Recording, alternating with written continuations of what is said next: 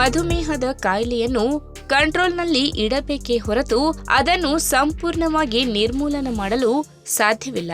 ಮಧುಮೇಹಕ್ಕೆ ಔಷಧಿಗಳನ್ನು ತೆಗೆದುಕೊಳ್ಳುವುದು, ಆರೋಗ್ಯಕರ ಜೀವನ ಶೈಲಿಯನ್ನ ಇಟ್ಟುಕೊಳ್ಳುವುದು ಮತ್ತು ಆಹಾರದ ಬಗ್ಗೆ ಕಾಳಜಿ ವಹಿಸುವುದು ಮುಖ್ಯ. ಇದು ಮೂತ್ರಪಿಂಡಗಳು, ಶ್ವಾಸಕೋಶಗಳು, ಹೃದಯ ಮತ್ತು ಕಣ್ಣುಗಳಿಗೆ ಹಾನಿ ಮಾಡುವ ಕಾಯಿಲೆಯಾಗಿದೆ. ಮಧುಮೇಹವನ್ನ ನಿಯಂತ್ರಿಸಲು ನೀವು ಕೆಲವು ಮನೆಮದ್ದುಗಳನ್ನು ಸಹ ಅಳವಡಿಸಿಕೊಳ್ಳಬಹುದು. ಆಯುರ್ವೇದದಲ್ಲಿ ಇಂತಹ ಅನೇಕ ಗಿಡಮೂಲಿಕೆಗಳಿವೆ. ಅವುಗಳಲ್ಲಿ ನೆಲಬೇವು ಕೂಡ ಒಂದು. ನೆಲಬೇವು ಮಧುಮೇಹದಲ್ಲಿ ಪರಿಣಾಮಕಾರಿ ಎಂದು ಸಾಬೀತುಪಡಿಸುತ್ತದೆ. ಇದು ರಕ್ತದಲ್ಲಿನ ಸಕ್ಕರೆಯನ್ನ ನಿಯಂತ್ರಿಸುವಲ್ಲಿ ಪರಿಣಾಮಕಾರಿ ಎಂದು ಸಾಬೀತಾಗಿದೆ. ಈ ಮೂಲಿಕೆಯನ್ನು ಮಧುಮೇಹ ವಿರೋಧಿ ಎಂದು ಕೂಡ ಕರೆಯುತ್ತಾರೆ. ಹಾಗಾದ್ರೆ ಈ ನೆಲಬೇವಿನ ಮತ್ತಷ್ಟು ಆರೋಗ್ಯಕರ ಪ್ರಯೋಜನಗಳ ಬಗ್ಗೆ ಇವತ್ತಿನ ವಿಡಿಯೋ ಮುಖಾಂತರ ತಿಳಿದುಕೊಳ್ಳೋಣ. ಅದಕ್ಕಿಂತ ಮುಂಚೆ ನೀವಿನ್ನೂ ನನ್ನ ಚಾನೆಲ್ಗೆ ಸಬ್ಸ್ಕ್ರೈಬ್ ಆಗಿಲ್ಲ ಅಂದ್ರೆ ಪ್ಲೀಸ್ ಸಬ್ಸ್ಕ್ರೈಬ್ ಮಾಡ್ಕೊಳ್ಳಿ. ಹಾಗೆ ಪಕ್ಕದಲ್ಲೇ ಇರುವಂತಹ ಬೆಲ್ ಐಕಾನ್ ಕ್ಲಿಕ್ ಮಾಡಿ. ನೆಲಬೇವು ದೇಹದಲ್ಲಿ ಇನ್ಸುಲಿನ್ ಅನ್ನ ಹೆಚ್ಚಿಸುತ್ತದೆ ಮತ್ತು ರಕ್ತದಲ್ಲಿನ ಸಕ್ಕರೆಯನ್ನ ನಿಯಂತ್ರಿಸಲು ಸಹಾಯ ಮಾಡುತ್ತದೆ. ಇದರಲ್ಲಿ ಕಂಡುಬರುವ ಉರಿಯೂತದ ಗುಣಲಕ್ಷಣಗಳು ಮೇದೋಜೀರಕ ಗ್ರಂಥಿಯ ಜೀವಕೋಶಗಳನ್ನ ಹಾನಿಗೊಳಗಾಗದಂತೆ ರಕ್ಷಿಸುತ್ತದೆ. ಇದನ್ನು ತಿನ್ನುವುದರಿಂದ ಮೇದೋಜೀರಕ ಗ್ರಂಥಿಯು ಇನ್ಸುಲಿನ್ ಉತ್ಪಾದನೆಯನ್ನ ಹೆಚ್ಚಿಸುತ್ತದೆ. ಇನ್ನು ಈ ಮೂಲಿಕೆಯನ್ನ ಪ್ರತಿದಿನ ಸೇವಿಸಿದಾಗ ದೇಹದಿಂದ ವಿಷವನ್ನ ಹೊರಹಾಕುವ ಮೂಲಕ ಯಕೃತ್ತಿಗೆ ರಕ್ಷಣೆ ನೀಡುತ್ತದೆ. ಇದು ಹೊಸ ಯಕೃತ್ತಿನ ಜೀವಕೋಶಗಳ ಉತ್ಪಾದನೆಗೆ ಸಹ ಸಹಾಯ ಮಾಡುತ್ತದೆ. ಮೊದಲೇ ಹೇಳಿದಂತೆ ನೆಲಬೇವನ್ನ ಪರಾವಲಂಬಿ ವಿರೋಧಿ ಎಂದು ಪರಿಗಣಿಸಲಾಗಿದೆ. ಇದು ದೇಹದಿಂದ ದುಂಡಾಣು ಮತ್ತು ಟೇಪ್ ವರ್ಮಗಳನ್ನ ನಿವಾರಿಸುತ್ತದೆ. ಇನ್ನು ತ್ವಚೆಯ ಆರೋಗ್ಯಕ್ಕೂ ಇದು ಪ್ರಯೋಜನಕಾರಿ.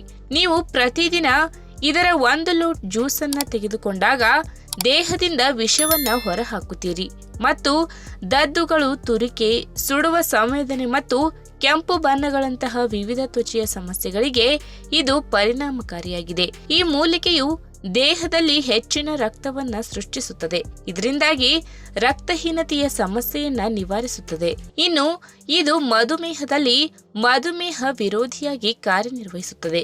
ಇದು ಹೈಪೋಗ್ಲೈಸೆಮಿಕ್ ಗುಣವನ್ನ ಹೊಂದಿದೆ. ಮಧುಮೇಹ ರೋಗಿಗಳು ಇದನ್ನ ಸೇವಿಸಿದರೆ ದೇಹದಲ್ಲಿ ನೈಸರ್ಗಿಕವಾಗಿ ಇನ್ಸುಲಿನ್ ಉತ್ಪತ್ತಿಯಾಗುತ್ತದೆ. ಇದು ಚಯಾಪಚಯವನ್ನು ಸಹ ಬಲಪಡಿಸುತ್ತದೆ. ಆದ್ದರಿಂದ ಶುಗರ್ ರೋಗಿಗಳಿಗೆ ಇದು ಅತ್ಯಂತ ಪರಿಣಾಮಕಾರಿ ಮೂಲಿಕೆಯಾಗಿದೆ. ಇನ್ನು ನೆಲಬೇವು ಅತ್ಯಂತ ಕಹಿಯಾಗಿದ್ದು ಅದರ ಎಲೆಗಳು, ತೊಗಟೆ ಅಥವಾ ಬೇರಿನ ಯಾವುದನ್ನಾದರೂ ತಿನ್ನಬಹುದು. ಮಧುಮೇಹಿಗಳು ಬೆಳಗ್ಗೆ ಖಾಲಿ ಹೊಟ್ಟೆಯಲ್ಲಿ ಇದನ್ನ ಸೇವಿಸಿದರೆ ಹೆಚ್ಚಿನ ಪ್ರಯೋಜನವನ್ನ ಪಡೆಯಬಹುದು. ನಿಮಗೆ ಅದರ ಎಲೆಗಳನ್ನು ಹಾಗೆ ಜಿಗಿಯಲು ಕಷ್ಟವಾದರೆ ಅದರ ಕಷಾಯ ಮಾಡಿಯೂ ಕುಡಿಯಬಹುದು.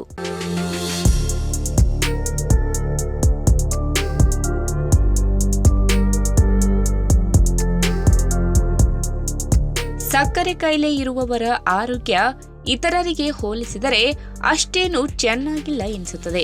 ಏಕೆಂದರೆ ಅವರ ದೇಹದಲ್ಲಿ ಕ್ರಮೇಣವಾಗಿ ರೋಗ ನಿರೋಧಕ ಶಕ್ತಿ ಕಡಿಮೆಯಾಗುತ್ತಾ ಬರುತ್ತದೆ. ಇದರಿಂದ ಬೇರೆ ಬೇರೆ ಕಾಯಿಲೆಗಳಿಗೆ ಆಹ್ವಾನ ಕೊಟ್ಟಂತೆ ಆಗುತ್ತದೆ. ಜೊತೆಗೆ ಮಧುಮೇಹ ಕೂಡ ಒಳಗಿನ ಅಂಗಾಂಗಗಳಿಗೆ ಸಹಕಾರಿಯಾಗಿರುವುದಿಲ್ಲ.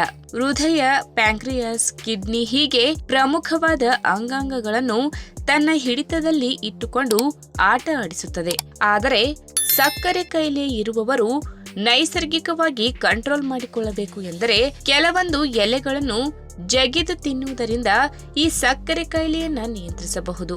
ಹಾಗಾದ್ರೆ ಅವುಗಳು ಯಾವುವು ಎಂಬುದನ್ನ ಇವತ್ತಿನ ವಿಡಿಯೋ ಮುಖಾಂತರ ತಿಳಿದುಕೊಳ್ಳೋಣ.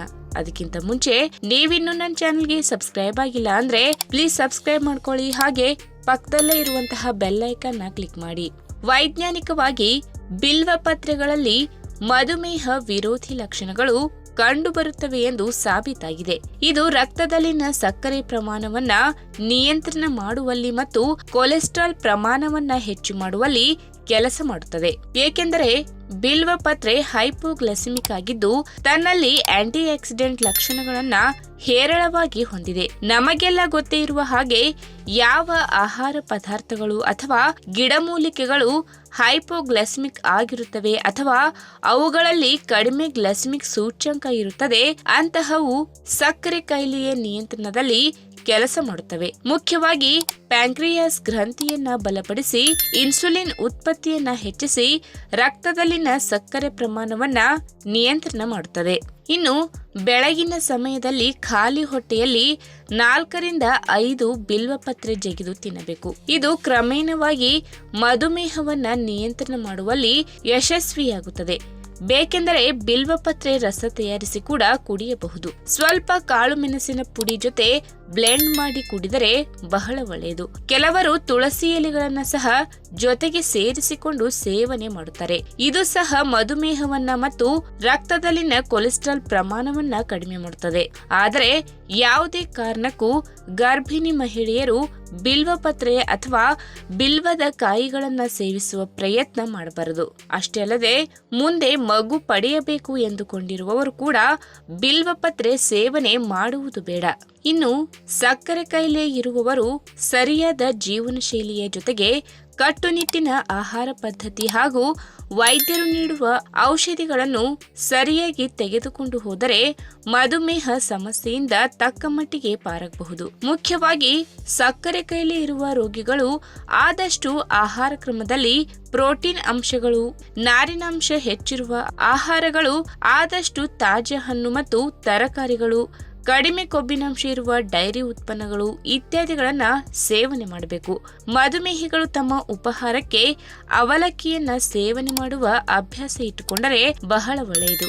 ಯಾಕೆಂದರೆ ಅವಲಕ್ಕಿಯಲ್ಲಿ ಅಧಿಕ ಪ್ರಮಾಣದ ಪ್ರೋಟೀನ್ ಅಂಶದ ಜೊತೆಗೆ ನಾರಿನಾಂಶ ಕೂಡ ಯಥೇಚ್ಛವಾಗಿ ಕಂಡುಬರುವುದರಿಂದ ರಕ್ತದಲ್ಲಿ ಸಕ್ಕರೆ ಪ್ರಮಾಣ ಹೆಚ್ಚಾಗಿ ಸೇರ್ಪಡೆಯಾಗುವುದು ತಪ್ಪುತ್ತದೆ. ಈ ವಿಡಿಯೋ ನಿಮಗೆ ಇಷ್ಟವಾದಲ್ಲಿ ತಪ್ಪದೆ ಲೈಕ್ ಮಾಡಿ, ಶೇರ್ ಮಾಡಿ, ಹಾಗೆ ನಿಮ್ಮ ಅನಿಸಿಕೆನ ಕಮೆಂಟ್ ಮೂಲಕ ತಿಳಿಸಿ.